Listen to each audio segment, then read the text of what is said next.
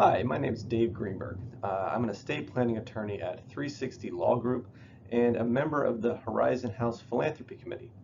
Charlene and Ruth Ann have asked me to talk with you today a little bit about some estate planning strategies, specifically in light of February being the Estate and Planned Giving month for the Philanthropy Office. So today I'm going to talk about some estate planning tools, some options for lifetime family giving, and then at the end we'll specifically get into some charitable giving options.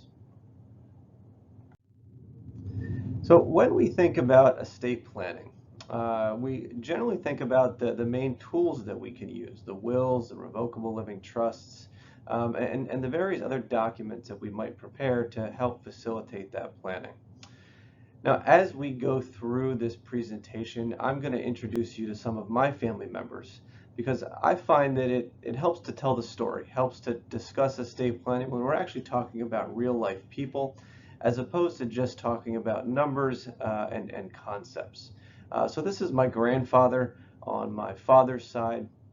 I like to start with him because we always like to update estate plans when folks move from one state to the other. So my grandfather moved from Virginia to Pennsylvania towards the end of his life, and that would have been a good time for him to update his plan as he did to be more consistent with Pennsylvania, where he ended up passing away. So the estate planning tools that we're going to talk about today are a community property agreement, wills, revocable living trusts, how we can build trust for children and grandchildren into those documents, and we'll talk briefly about powers of attorney and healthcare directives. Before we can talk about community property agreements, we need to have an understanding of what community property is. So in Washington, assets acquired during a marriage are owned 50-50 by the spouses. There are some exclusions. For instance, gifts and inheritances are excluded, and those would be the separate property of the spouse receiving those assets. Additionally, assets that are received before the marriage are the separate property. So if one spouse comes into the marriage with significant wealth, those assets can be continued as separate property throughout the marriage. But if those assets, those separate property, are commingled with community property, meaning they're all put in one bank account and combined together, then those assets can often become community property. And over the course of a long marriage, if assets start to be commingled, it's very difficult to determine what was separate and what was community. The benefit of community property is that when the first spouse passes away, the entire asset gets a stepped up basis for income tax purposes. So for example, if you bought a share of Microsoft many years ago at $50 a share, and that share is now worth somewhere between $200 and $300, that basis is $50. And if you were to sell the share for, let's say, $250, that would be $200 of capital gains for that one share. If someone passes away owning that share and it's community property, it doesn't matter which spouse passed away, but the basis gets stepped up to the fair market value on the date of the first spouse's passing. So that basis goes from $50 up to that $250. So if that share of Microsoft is then sold soon after the first spouse passes, there'll be little or no capital gains, whereas if it had been sold before the first spouse passed away, there could have been substantial gain. And by having that asset as community property as to separate property, it doesn't matter which spouse passes away to get that full step up in basis. So when we're thinking about estate planning with community property, even though the full asset gets a full step up in basis, the first spouse to pass away can only give away 50% of the community property. So what that means is that 50% of the community property goes pursuant to the first spouse's will or revocable living trust, and then the surviving spouse has complete control over their 50% interest in the community property. The most basic estate planning document that we can prepare is a community property agreement. What that document can do is you can say that everything that we own is community property, And then it can say that upon the death of the first spouse, everything automatically goes to the surviving spouse. It's a very simple estate planning tool. It can avoid probate, but it really only deals with what happens when the first spouse passes away. There would need to be another document when the second spouse passes, a will, a revocable living trust, to govern what happens then and who gets things after the second spouse passes away. But the nice thing about a community property agreement is, let's say a couple moves from out of state to Washington state. The prior state that they lived in was not a community property state. And they'd like their assets to be community property to take advantage of that step up in basis when the first spouse passes away. They can sign a community property agreement that converts everything they own to community property. The document probably in that case wouldn't say that everything goes to the surviving spouse when the first spouse passes away. We would let the will do that. But the community property agreement can convert everything to community property and get the benefit of that step up in basis. When folks think about estate planning, the document they think about most is the will, the last will and testament. Now, this document can direct who receives your assets when you pass away. So you'll nominate an executor or personal representative, and then you can decide whether you're going to give those assets outright or in trust to the beneficiaries. And when we're thinking about the types of gifts that you would give under a will, we think about either specific gifts or residuary gifts. The specific gift is, let's say you're going to give your nephew Johnny $50,000 or $5,000 or whatever that amount may be, and that specific dollar amount, that's going to be a specific gift. If instead you say, I'm going to give Johnny 5% of everything that's left over after debts are paid and after estate taxes are paid, that would be a residuary gift. So a residuary gift is a percentage of everything else, and a specific gift is that set dollar amount. When planning for wills, we have to be mindful of the fact that there are certain assets that do not pass according to the will. So IRAs, life insurance, 401ks, those will all have a beneficiary designation on file with the financial institution that's holding those assets. Some other assets, like bank accounts, you can own as joint tenants with right of survivorship. Those accounts owned as joint tenants with right of survivorship will automatically transfer to the other owner when the first owner passes away. Now, all of these things that either have beneficiary designations or are held as joint tenants with right of survivorship, they pass outside of the will. So if you're setting up a will that has a complicated trust structure, whether it's for tax or non-tax reasons, those assets will often bypass those trusts. So we'll need to do some special planning to make sure that we're capturing those types of assets in the trusts. The wills can be set up to mitigate estate taxes, help reduce them to the extent possible. When we're going to put a will into effect after someone passes away, the will must be probated. And what that means is that the will gets taken down to the courthouse and filed with a collection of documents. Those documents will get the executor, personal representative appointed, and give them the authority to start administering the estate.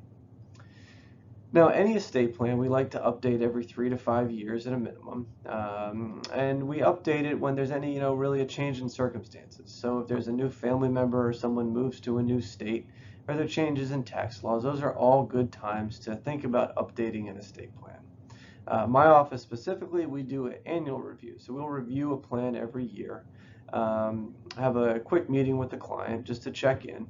We might not update everything every year, but at least we're going to take a look at the document. And then on average, every 3 to 5 years, we're actually going to be making some substantive changes. Another option for the primary estate planning document instead of a will can be a revocable living trust. Now, a revocable living trust is a common tool used in places where probate is costly or expensive or time-consuming. California, for instance, almost everyone uses a revocable living trust. In Washington, most people use wills because probate's not a costly or time-consuming process, and the difference between administering a revocable living trust or a will is fairly negligible. When setting up a revocable living trust, you'll nominate a trustee or multiple trustees, and generally it's the person setting up the trust who will nominate themselves as the trustee. They can then manage all of their assets that are in the trust. They'll manage them for their lifetime as if they owned them outright. Then when that person passes away, the person who set up the trust, a successor trustee will step in and administer the trust for them. The trust will say that after I pass away, everything in the trust goes to either some individuals or to trusts for the benefit of those individuals. And at that point, it acts just like a will. The Revocable Living Trust allows you to say who's going to receive your assets after you're gone, whether it's outright or in trust. The benefit of a Revocable Living Trust is that it avoids probate. And like I said, in those states where probate can be expensive, Revocable Living Trust is very helpful. A Revocable Living Trust is also very helpful in cases where someone owns property in multiple states.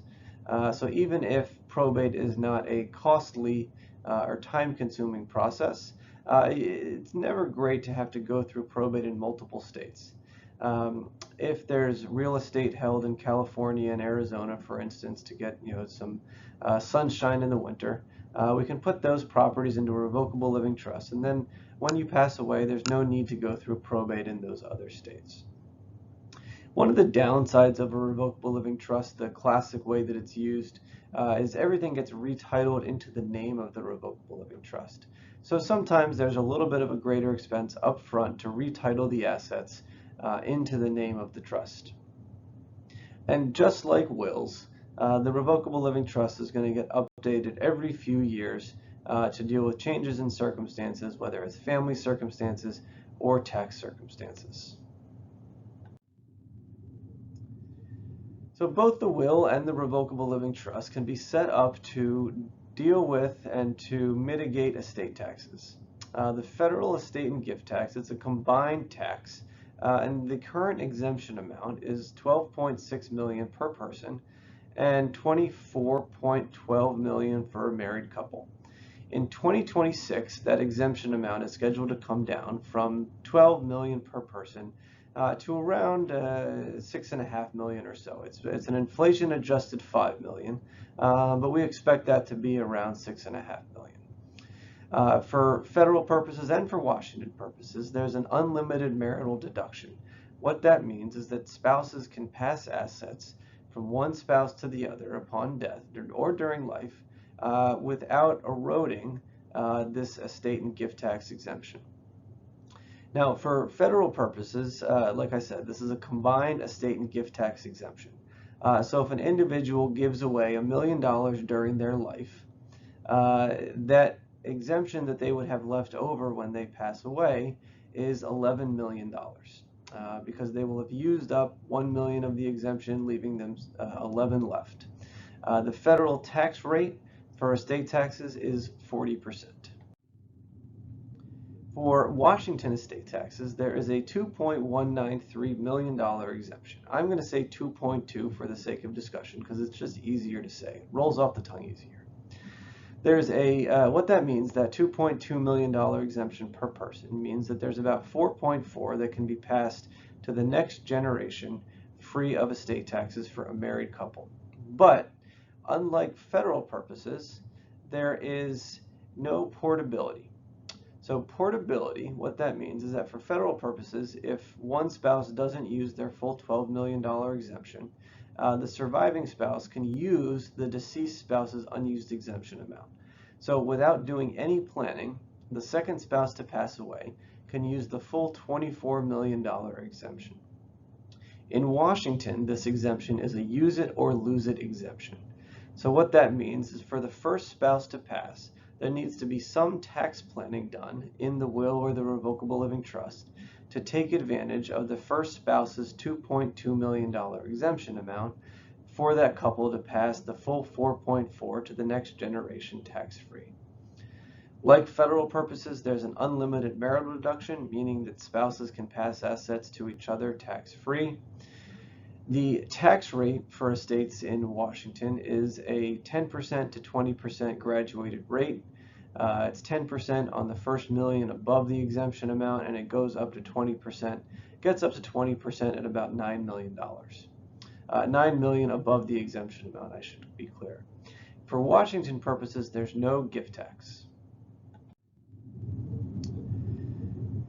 So for Washington purposes, we talked about how the exemption amount is a use it or lose it exemption. So what I'm going to do here is walk through some planning with a couple that doesn't do any planning, walk through the taxes, I should say, with a couple that doesn't do any planning, and then walk through the taxes for a couple that does some basic planning in their will. So what we have here is a couple that has a $5 million estate. When the first spouse dies, everything goes to the surviving spouse, and then the surviving spouse here has a $5 million estate in their own name. The estate taxes on a $5 million estate are around $360,000. So what that means is this couple that had a $5 million estate and did no tax planning is going to pass around $4,600,000 to the next generation. The same couple, had they done some estate planning, can have some serious tax savings. So we take the same couple that had $5 million. Instead of everything going outright to the surviving spouse when the first spouse passes away, we take advantage of that first spouse's $2.193 million exemption, and we put that into a trust for the benefit of the surviving spouse. The surviving spouse's estate, then, for their estate tax purposes, is only going to be that $2.8 million, because the amount that's in trust for them is not going to be included in their estate.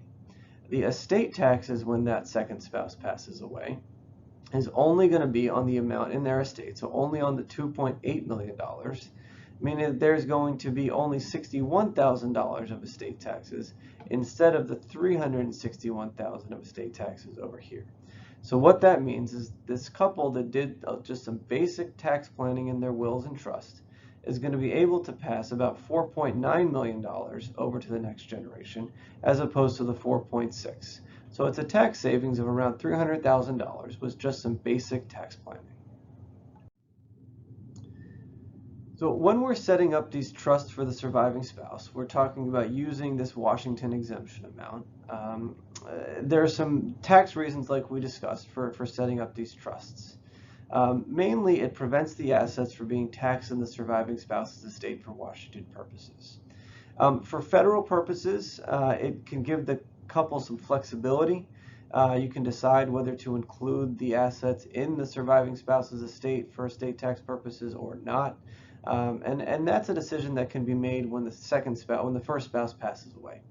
And it can just have some flexibility for tax planning, that you might want to have the assets included in the second spouse's estate to get a second step up in basis when the second spouse passes away, or you might want to have it excluded from the surviving spouse's estate for federal estate tax purposes to have those assets grow in the trust and not be subject later to estate taxes at a higher valuation. For non-tax reasons, anytime we put assets in trust, there's an element of creditor protection in those trusts. It's harder for creditors to get at assets in a trust. By having the assets in trust, there's also some protection from remarriage. When the surviving spouse remarries, sometimes there's some concern that there might be a change to the estate plan, and the children of the first marriage might have a reduced inheritance if assets are given to the second spouse. By putting the assets in trust, the first spouse to pass away can know that the assets that are in that trust are going to get to their children. And finally, by having the assets in trust, if the surviving spouse has some declining cognitive abilities, you can nominate a trustee who can very easily step in and start to administer those assets when there is a decline in that cognitive ability. So when thinking about the trust for the surviving spouse, we think about what the distribution standards are, because those distribution standards are how the surviving spouse is going to be able to get the funds out of the estate. So if the surviving spouse is going to be the trustee of their own trust, which they can do, they will be able to make distributions to themselves for their health, education, maintenance, and support That's this HEM standard that I say here. We can set up a 5 or 5 power. This gives the spouse the ability to make distributions to themselves every year of 5% of the trust or $5,000, whichever is greater. And we can also have all income distributed to the surviving spouse. And with those distributions, the surviving spouse can be their own trustee. If we start making distributions beyond those, where the trustee is going to be using some discretion to make larger distributions, at that point we would start thinking about having those distributions made by an independent trustee. When we're setting up these trusts, we typically and routinely set these trusts up as Q-tip trusts. That's a qualified terminal interest property. And I'm going to briefly just kind of glaze over this because this is getting really into the weeds here.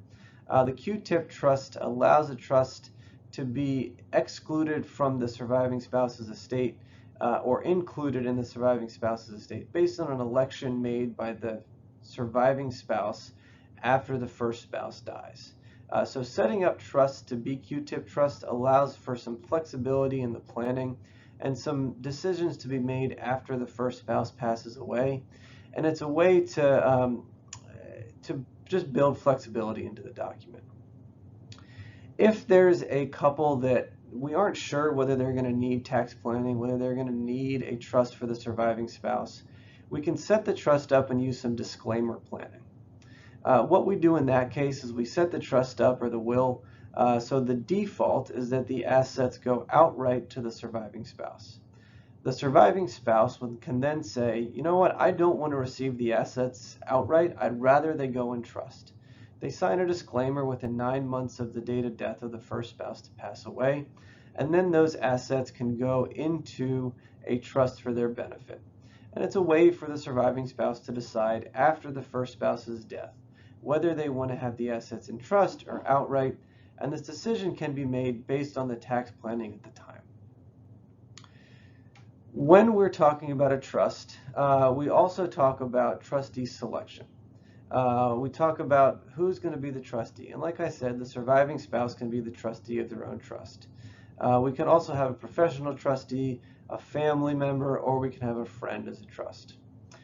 And I'm talking a lot about trusts for surviving spouses because we do a lot of planning for married couples. But with that said, all of these trust structures can be set up for friends, they can be set up for nieces, nephews, and children. And I'll get into trust for children a little bit.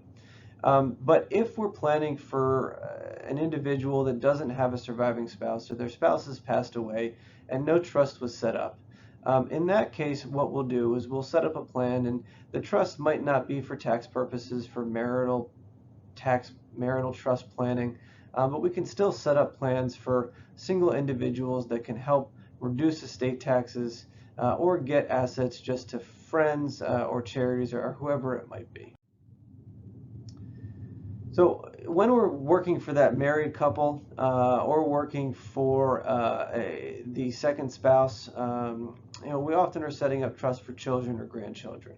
If we're working with a single individual, what I'm saying here is trust for children or grandchildren. That could equally be for nieces or nephews. But when we're setting up trusts for, especially for young children, and this is my wife and my 2 girls here, so if I was setting up a trust for them, I could think about tax reasons for doing so. And those tax reasons would be preventing those assets from being taxed in their estate.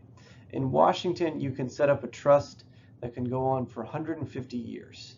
And what you can do is if you use your exemption to put the assets in the trust now, you can set it up so those assets won't be taxed in the children's trust for the next 150 years. So it can go on from the children to the grandchildren to the great-grandchildren, and this is often referred to as a dynasty trust. But when we're setting up trusts for children and grandchildren or nieces or nephews or whoever a younger generation might be, we can also think about creditor protection. Because let's say that person in that younger generation is in a high-risk profession. If the assets are in a trust, it's harder for those creditors to get at those assets. Similarly, if there's a divorce, well, the trust might be considered in the divorce proceedings about an equitable division of the assets. The trust itself won't get tapped into. So the person for whom the trust is set up will always be the beneficiary of that trust, and the divorcing spouse won't be able to get at the assets in that trust. But a common non-tax reason for setting assets in trust is just that the beneficiaries are too young or are not ready to manage the assets. This could be, a situation where trusts are getting set up for grandchildren, great nieces or nephews, where you just want to put someone else in place to help manage those funds for them. Now, trust for children and grandchildren or nieces or nephews, or really anyone in that younger generation, we still think about the similar distribution standards. It can be that health, education, maintenance, and support, that 5 or 5 power, whether it's $5,000 a year, 5% of the trust. And we can also give the trustee discretion. We then like to think about ages for withdrawal, when folks are going to be able to withdraw assets from the trust. And that's really based on the goals. If it's long-term dynasty trust planning and multi-generational trust, then these are going to be lifetime trusts. If the trust is really being set up because the child's not ready to manage the assets on their own, for instance, this is my 3-year-old daughter, who with the current attitude that she has right there in that picture, I'm not going to let her manage the assets out of a trust for quite a while. We're going to set up, ages for distribution. She might get a portion of it at 35 and another portion at 45. But it's a very family, client-specific decision. Now, anytime you're setting up a trust, like I said before, you need to choose that trustee, and you can have a professional trustee, a family member, it can be a friend. And depending on the age of the beneficiary, whether it's children, grandchildren, nieces, or nephew, they could even be the trustee of their own trust. Now, we've talked about the wills and the revocable living trusts and trusts for children and grandchildren. But another key part of planning is working with IRAs and 401ks. The Secure Act is a fairly recent law that made some changes to when people need to take distributions from IRAs and 401ks, and also how those assets are used in estate plans. So some of the highlights from the Secure Act are that now the required minimum distributions can be delayed until 72. Contributions can be continued until 70 and a half if the person is still working. The downside of the Secure Act for estate planning purposes is that there's no longer a stretch IRA for the inherited IRAs for adult children or grandchildren. So what that means is that if you give your IRA to your children or grandchildren, instead of that child, that beneficiary, being able to take distributions for the rest of their life and have those assets grow tax-free in the IRA, they now have to take the entire IRA or 401k out into their own name within 10 years of the original owner's passing. IRA rollovers are still permitted for spouses. And up here I have this asterisk here because if the beneficiary is a minor or less than 10 years younger than the original owner, then you can still get a lifetime payout, at least until that minor turns 18, and that's when the 10-year payout rule gets triggered. But for most adults, if you're giving your IRA to an adult, it's going to be a 10-year payout period. There's some benefit to now Roth conversions, but we talked with a financial planner about that. But a key thing to think about for estate planning is anytime you're going to put a trust as a beneficiary of an IRA or a 401k, we really want to be careful about the language of that trust to make sure we're going to capture that 10-year payout or the lifetime payout if the beneficiary is eligible. Because if we don't properly structure the trust, then the IRA would have to get paid out in 5 years as opposed to the 10 years or lifetime period that you would get with some careful planning. So anytime we're doing planning for an individual, we're not just planning for what happens when someone passes away. We also want to think about planning for the rest of their life, and some tools that we can use to help make the rest of their life easier is a medical power of attorney and a financial power of attorney.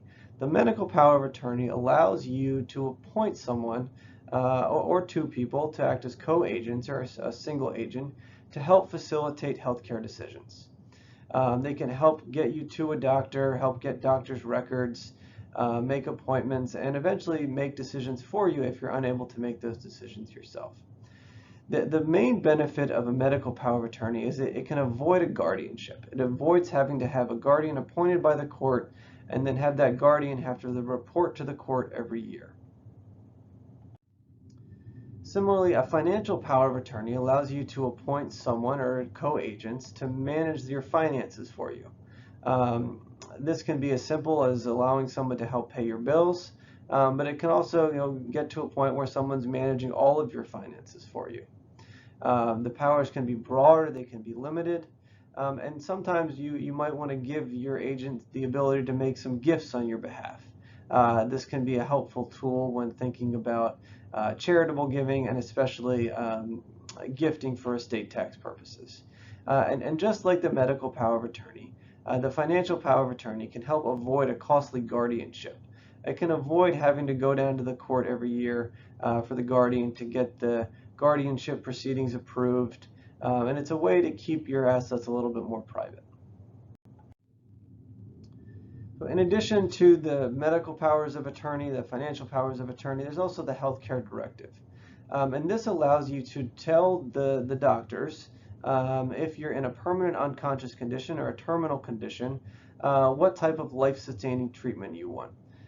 So this, you can say you do or you do not want artificially provided hydration, do or do not want artificially provided nutrition, and it's really an end-of-life document. It's a little bit different from a POLST.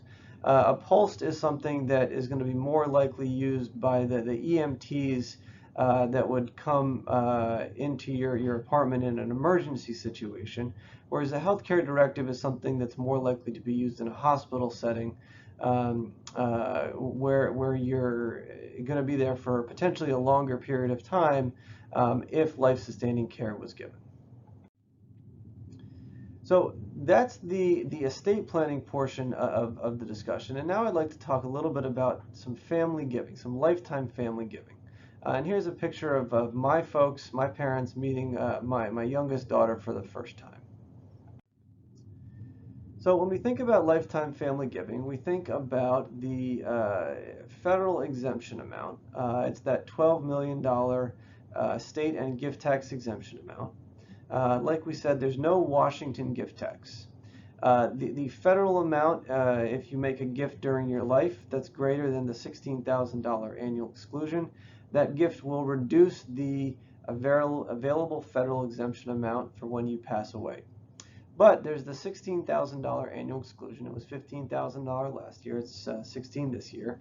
And that means you can give $16,000 every year to an individual without having to file a gift tax return. Now, this can be a very powerful tool. And it's, if you give gifts in excess of the $16,000, there's no taxes owed. It's only once you give away more than the $12 million that gift taxes are owed. So the $16,000 for most folks is just a limit below which you do not have to file a gift tax return and above which you do have to file a gift tax return. So you can think about it in terms of the IRS is receiving gift tax returns for gifts in excess of $16,000, and they have a theoretical scoreboard for everyone. And once someone gets above the $12 million of lifetime gifts, you can think about a red light going off, and the IRS says, okay, now we need to start collecting gift taxes from this person. But gifts above the $16,000 annual exclusion are not taxed until you get to that full $12 million given away over the course of your lifetime. Now, gifts for medical and educational expenses do not count against that $12 million exemption. And like I said, there's no gift taxes owed until $12 million has been given away over the course of your life.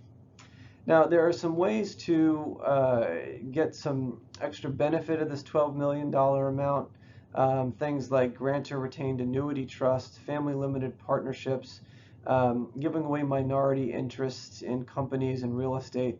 There are some things that can be done there that a gift of a minority interest in a company, let's say the company's worth $1 million, a gift of 30% of that company is generally valued for gift tax purposes, not at $300,000, which is 30% of the the value of the full company, but it might be valued more at $250,000 or $200,000 because it's harder to sell a minority interest in a company. And there are appraisals that were set those values. So some things to think about when making lifetime gifts. Another thing to think about when making lifetime gifts is basis considerations. So when making gifts, like we talked about earlier, if someone passes away owning an asset, that asset gets a stepped up in basis to fair market value at date of death. But if an asset with a low basis is given away, the recipient receives the carryover basis from the donor. So the recipient receives the asset with that low basis. So let's say we're talking about that Microsoft share, whereas if the couple passed away or the individual passed away owning that share, that basis would get a step up to the fair market value of $250 or so. But if that asset is gifted away, then the recipient would receive a $50 basis. So when the recipient sells it, that asset is going to be have some capital gains associated with it on the sale.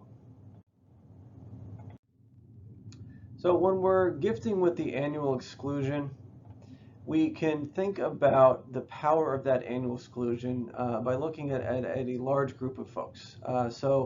These are my in-laws sitting in the chairs.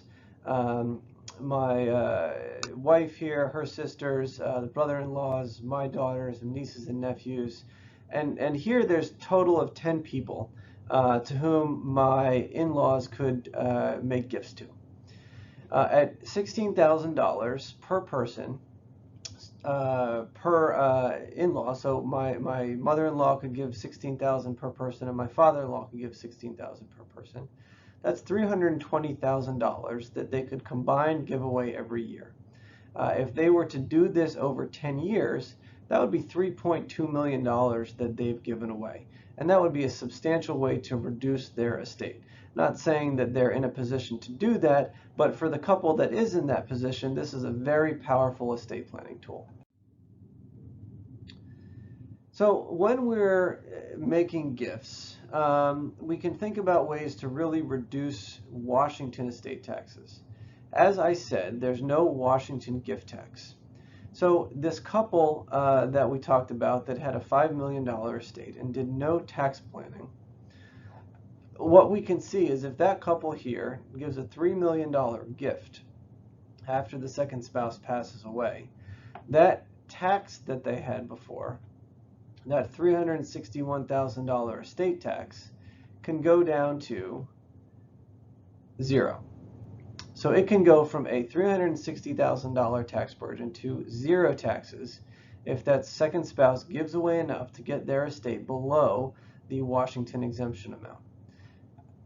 So instead of getting the $4.6 million to the next generation, that couple can get the full $5 million to the next generation. Similarly, that couple that did a little bit of tax planning can make a gift of around $600,000. That surviving spouse's estate, the taxable estate, would be $2.193 million. Then the tax on that estate is going to be zero, and that full $5 million gets to the next generation tax-free. So when we're thinking about lifetime giving, we can think about whether the assets are going to be given outright or in trust. If we're giving to a minor but don't want a full trust, we can use a custodianship. A powerful tool for the right situation is to allow an agent under a financial power of attorney to make lifetime gifts. Doing this allows for some deathbed gifts or some gifts late in life if the donor is dealing with some cognitive deficiencies, but for tax reasons and for other reasons there's some benefits to making gifts. An agent under a power of attorney could make those gifts. But we always like to involve CPAs and financial advisors before making gifts to make sure that we're not going to be giving away too much and make sure that we're not going to have someone outlive their assets after making some substantial gifts. Now, finally, I want to talk about charitable giving.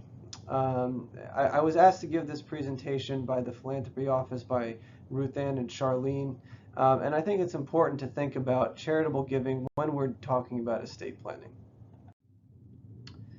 So when we're talking about charitable giving, we need to think about the why. Giving back to the community here at Horizon House is a huge reason for charitable giving. But then also, think about, what other charitable interest folks have. And at the root of a lot of charitable giving is, personal satisfaction. Being part of a community, giving back to that community. And beyond Horizon House, there's, you think about charitable focuses that folks have, art, health, education, social justice, religious organizations, conservation. My family, we like to get outside, like to be out in nature, so we might have a conservation focus in some of our giving. We can think about lifetime gifts versus planned giving. February, as I said, is planned giving month or estate giving month here at Horizon House. So thinking about giving with those wills and revocable living trusts and beneficiary designations. And anytime folks are giving, we can think about whether the person wants to be anonymous or they want to get some recognition for the gift that they make. Gifts can be restricted or unrestricted, and depending on the situation, a restriction might be justified, but charities often prefer to have the unrestricted gifts because that allows them the flexibility to run the organization as needed. Now, for tax reasons, there can be some income tax deductions for charitable giving. If an individual is not itemizing their income taxes, then the donations would need to be greater than essentially $13,000 per person in any given year to have an income tax benefit. But we can take advantage of the income tax benefits by lumping charitable donations into 1 year. So let's say you do 5 years worth of your donations in 1 year. You can put it into a donor advised fund and then trickle the donations out of that donor advised fund over a number of years. If you make gifts with appreciated assets, you can avoid some capital gains. So that's another income tax benefit. And you can also make gifts with your IRAs, make a distribution directly from your IRA to the charity. And that's another way to get some income tax benefits with some charitable giving. For estate taxes, there's an estate tax deduction for charitable gifts. So let's say that we talked about that Washington exemption amount of $2.2 million. So let's say an individual has a $3 million estate. The taxes on a $3 million estate are about $80,000. But if instead of giving everything to family or friends, there was an $800,000 gift that went to charity, so that individual's estate, when they pass away, is 2.2 going to friends and family, and about $800,000 going to charity. There is not going to be any tax on that amount going to charity. So that $3 million estate, instead of having an $80,000 tax burden, is going to have a zero tax burden because of that charitable gift. So when we think about lifetime charitable giving, we can think about some different tools.